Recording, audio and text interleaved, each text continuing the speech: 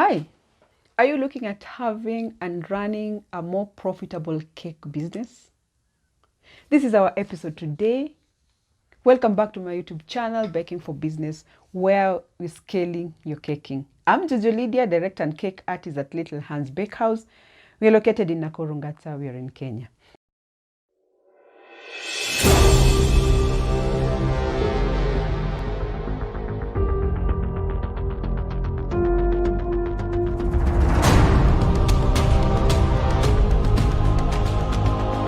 Today's topic, it's about how to have and run a profitable cake business. We all bake out of passion. We all bake because of it's a hobby. We just found ourselves baking. The reasons for each and every baker tends to be very different, how you got yourself into baking. But the bottom line of it, it's all business. We're talking numbers here. So we really need to know what is it that you have to put in practice for you to be able to run a profitable baking business. Number one here, when you're talking about a profitable caking business, it means you're supposed to know how you're costing your cake. So we'll be talking here about know how to price your cakes. In all my discussions, we always have do your cake costing, know how to cost your cakes right. I really wonder, for someone calling themselves bakers, they've never attended any class of costing for the cakes. How are you selling your cakes? What are you selling? There's a lot that is involved when it comes to cake costing. For us, many vaguely just think it's all about the ingredients. The ingredients is not even 1% of that cake when it comes to the costing of the cakes. Because here we're talking about the profits. What is profits? Profit is the cost of goods minus your expenses, minus your labor. That's when you get we don't know how much you can say this. This is the sales. This is how much you sell your cakes. Yes? Sales, you minus your cost of goods. Cost of goods is everything. It's the ingredients, is there, other supplies are there, the cake board, the cake boxes, the dowels, depending on the cakes that you're doing. And then you have the expenses. Expenses here, we have water, we have rent, we have electricity, we have the data, we have the airtime that we use to communicate to the client. And besides that, we also have the labor. How much are we paying ourselves for making these cakes? So all these things put together, and you're all minusing all these things from the cost, and we're minusing all these things from the sales. That's what the profit we are talking about here. I don't know where they get their prices from the cakes that you're selling if you never attended a costing class. Because first, there's no way me as Jojo Lydiah and the baker number 2 and number 3, there's no way our cakes can be the same prices. Who says that? Why do you have to match your cake prices with me or with the second baker or with the third baker? So many things have variation. So many things are giving us variation when it comes to costing our cakes. Even where we live, our different homes, our different estates, our expenses are not the same.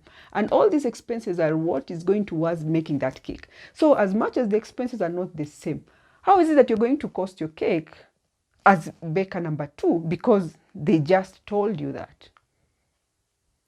Our ingredients that you're using on our cakes are very different. Someone who is using Prestige, the cakes cannot be the same as someone who is using butter in baking their cakes. You see? Also, when it comes to costing the cakes, the skills. Many bakers forget including the skills of what they have. We can see ourselves as bakers. The skills are not at the same level. There's some who are beginners, others who are from beginners, they're intermediaries there. We have seasonal, we have the pros.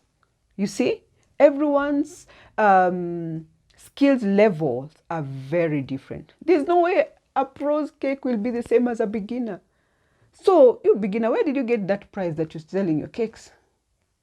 So I will just say, know how to price your cakes. From there is when you can even think about running a profitable cake business. Get your numbers right. We can't say much on this. This is the first way to know how you can run your business profitably. Know how to cost your cakes. If you've not taken that course, please do it. It's very important. You will see the difference in your life. And this, you're running a business. It's not a charity organization. Yes. So we have all these things put together. We don't sleep at night. So how will you not sleep at night? How will you keep going for classes and trainings, but you've not even like studied how to cost those cakes? What are you selling? Let it be a challenge. Think about it. Just don't enter into this blindly. Not unless you're not looking at having a profits from the business. Not unless it's not something that you're looking at having a business that will sustain you. Then you can continue selling as it is. It's still okay so long as you're comfortable. But if you want to do it professionally and the right way, that's the area that you're supposed to look at. And it should be with immediate effect, right? So something else, how to run a profitable cake business, understand who your clients are. Yes, we are all selling cakes. But you see, we have different kinds of clients. We have clients who are even not yet born when you're doing the baby showers and all that. So in real sense, our not yet born clients is because of their mothers. So we'll be looking at how those mothers to be.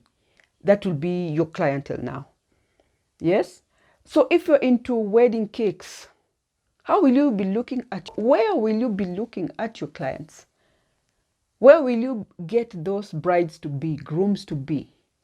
You have to be in those places where you can really easily find them. That's why we're talking about knowing your clients. First, when you're looking at weddings, we have event planners. You can have a relationship with them. We have photographers. We have decorators. Just to have a relationship with them, because these prospective brides and grooms, they tend to visit all these people because they're service providers who need their services when the D-Day is coming. So tend to know your clients. If you're into birthday cakes for the kids, look at the churches. That's where the kids are. That's where the parents are. Look at the schools. If you don't market yourself, then there's no way you're going into business, because nobody will do it for you. It has to start with you. It has to start from you. So look at it that way. Understand your client. Who is your client? You're looking for birthday cakes? Know where the kids are. You're looking for wedding cakes? Know where these grooms are. You're looking for whatever kind of cakes. When you're like, let's say you're in a market of the vegan, the gluten-free, all those specialty cakes, where do you find them? Look where these clients are, because you can't just be selling things blindly. You can't just be having cakes there and no clients. It's you to look for those clients. So if you need to run a profitable business, that's a point number 2. Work on it. Other ways how to run a profitable baking business, as point number 3, understand and know the peak season of your business. For us, when it comes to caking, we know it's a season cake. We have months where the cakes, we sell a lot of cakes. We have periods where we sell a lot of cakes. We have months when it's just for weddings.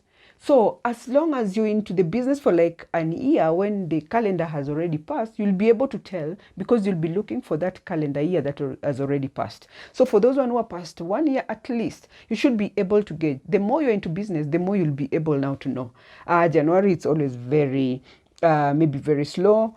During, let's say, Valentine's, we always have a lot of cakes to do.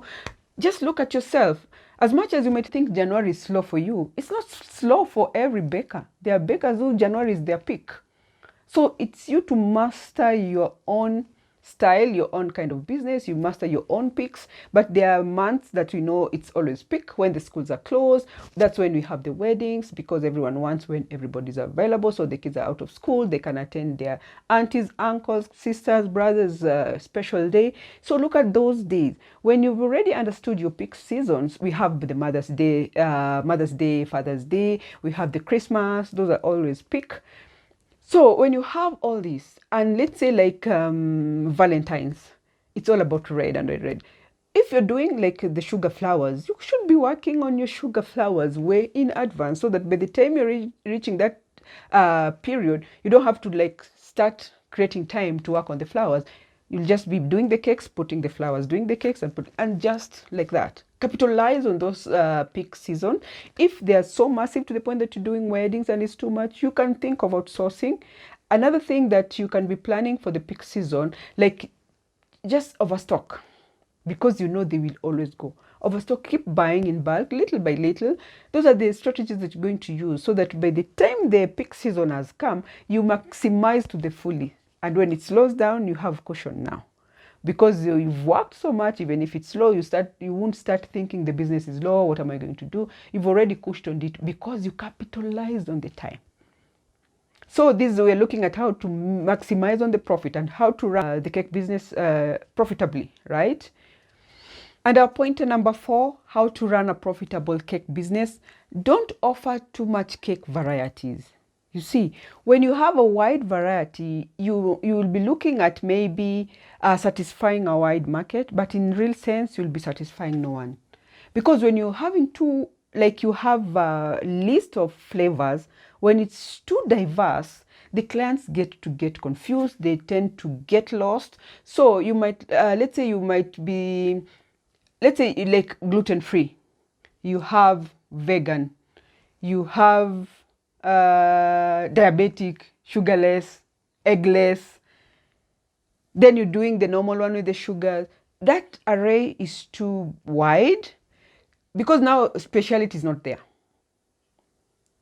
Yes, focus on having varieties that you can handle very comfortably to the point that even when you're buying the items, when you need to bake for this specific kind of cakes, becomes very easy. Because let's say you're doing the fruity kind of cakes, the orange, the lemon, you have all that array. But when you have a smaller array of the range for the flavors, it makes the client know what is it that you're going to get from you in terms of what is it that you offer. Again, from your end, you're able to budget very well when it comes to buying all these ingredients all in bulk. You understand?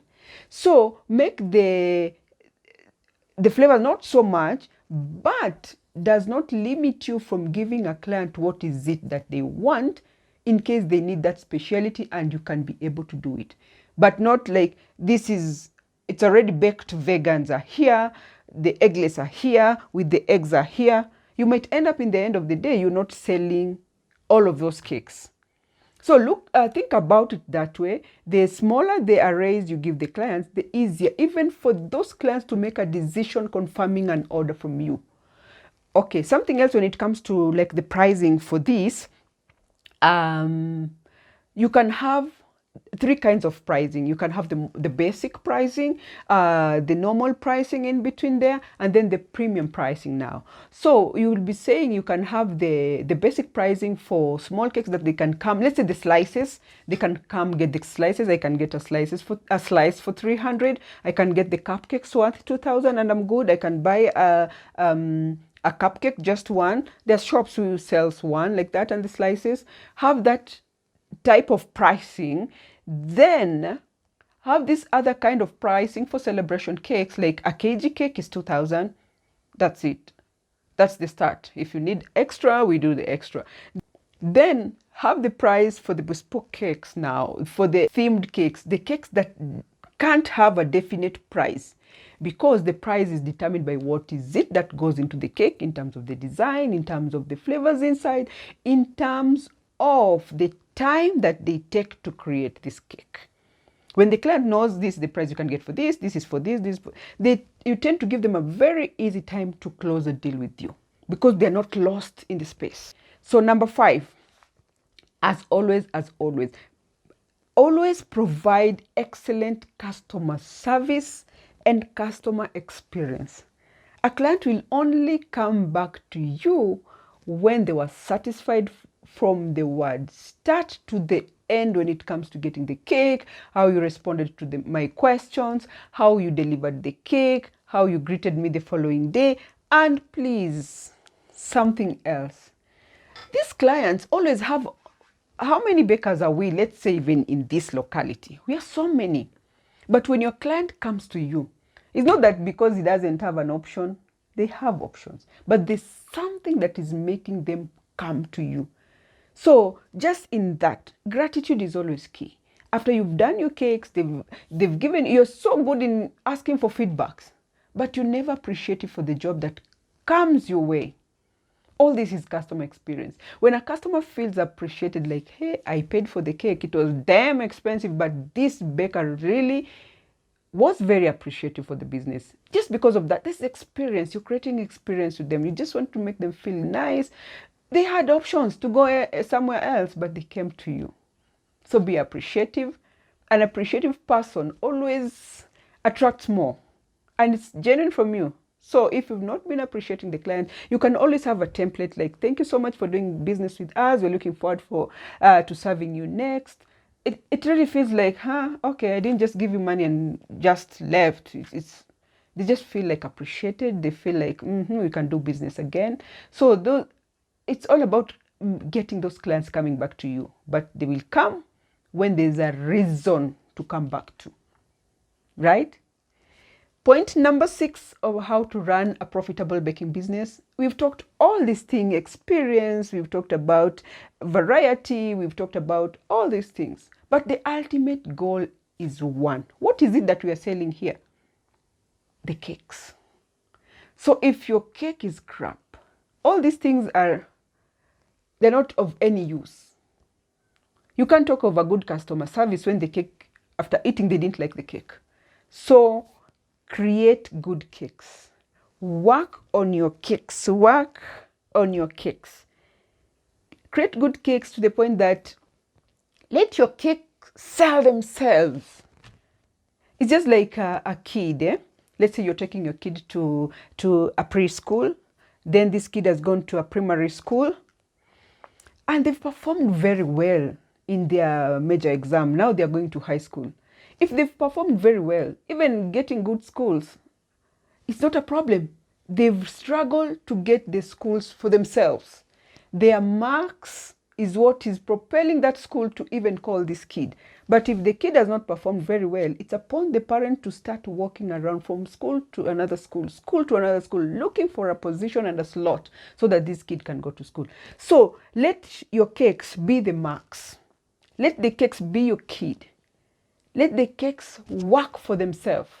Let the cake advertise themselves. Let the cake sell themselves. So if you're having struggles with your cake, I'll still work on that. There's no point of having a good looking cake which cannot be eaten. Or you're in a function and the cake is almost 3/4. Nobody's even looking at it. It's not eaten. What's the point? So create a good cake. That is the ultimate goal. I really wanted to finish with that, because without these, you can't have all that we've discussed. Create your cakes, work on your craft inside, the outside will always come, right? So you're looking at improving your customer service, you're looking at running a profitable business, you're looking at all these things put together. There's no way you're not going to get a profit. So look at the factors that you can incorporate into your business. Look at how they can be implemented into your business to give you a sustainability and a profitable business. If you learned something in this episode, please give us a thumbs up. Tell us on the comment below what is it that stood out for you in this episode and you're looking forward to scaling our business. That is the main core when it comes to caking for business. See you in the next episode. Bye for now.